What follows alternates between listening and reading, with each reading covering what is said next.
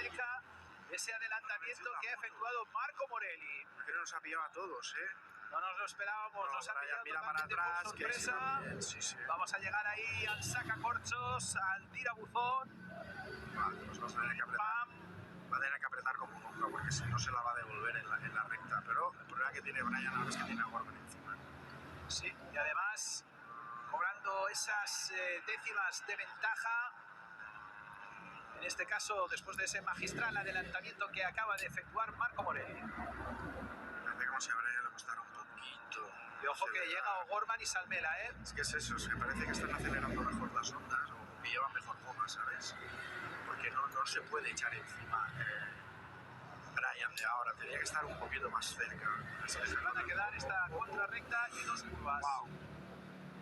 Ahora van a hacer el abanico. Van a hacer el abanico en esta contrarrecta. Va a intentar quitarse de encima la aspiración.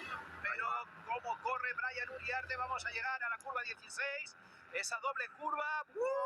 ¡Madre mía! A tumba abierta, cómo se ha metido Brian Uriarte. Se ha visto sorprendido también Marco Morelli por el piloto de la Estrella Galicia, por Casey O'Gorman, que va a ocupar la segunda posición. Primera posición favorable para Brian Uriarte, O'Gorman y Morelli con Salmela, cuarto, quinto Esteban.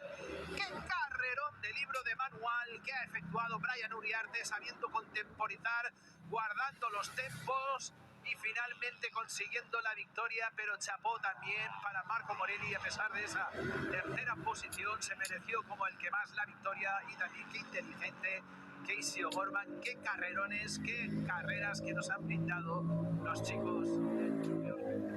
Madre mía, sí, Brian